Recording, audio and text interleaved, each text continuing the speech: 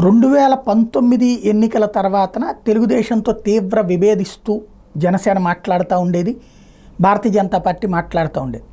కానీ ఆ ముగ్గురు ఒక్కటే, క్రిందసారి కూడా ముగ్గురు విడివిడిగా ఉన్నట్టు నాటకాలు ఆడారు, ఒక్కటే అంటూ ప్రచారం చేసుకొచ్చాడు జగన్మోహన్ రెడ్డి.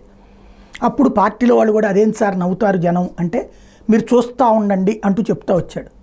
చివరికి అదే నిజమయ్యింది, ముగ్గురు కలిసి పొత్తు పెట్టుకున్నారు. ఈ సందర్భంలో ఈ పొత్తు జరుగుతుందని పురంధేశ్వరి భారతీయ జనతా పార్టీ అధినాయకత్వంతో ఒత్తిడి తీసుకొచ్చి ఈసీ మీద ఒత్తిడి తెచ్చి తనని డబ్బులు పంచనీయకుండా చేస్తుంది, వాళ్ళ డబ్బులు పంపిణీ అయ్యి తమ డబ్బులు పంపిణీ కాకుండా చేస్తుంది అని ముందస్తుగానే ప్రిపేర్ చేసుకున్నాడు. ముందస్తుగానే ఆయా నియోజకవర్గాలకి డబ్బులు పంపించేశాడు. డబ్బులు పంపించడం నైతికం అనైతికం అనే చర్చ నేను చేయట్లేదు, చాలాసార్లు చెప్పే విషయం. ఎందుకంటే నా దృష్టిలో అయితే అనైతికమే. డబ్బులు అంటే ఓటర్లని అమ్ముకోవడం జరుగుతుంది, ఓట్లు కొనుక్కోవడం జరుగుతుంది. కానీ ఉట్టి ఆ డబ్బులతోనే ఓట్లు వేశారని నేనైతే నమ్మను. ఒక 5 నుంచి 10,000 ఓట్ల మీద మాత్రం ఆ డబ్బుల ప్రభావం అయితే ఉంటుందని నమ్ముతాను.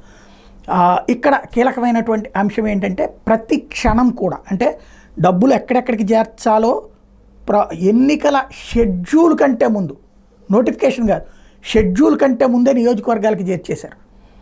ప్రతి అభ్యర్థి దగ్గరికి డబ్బులు చేరిపోయినాయి.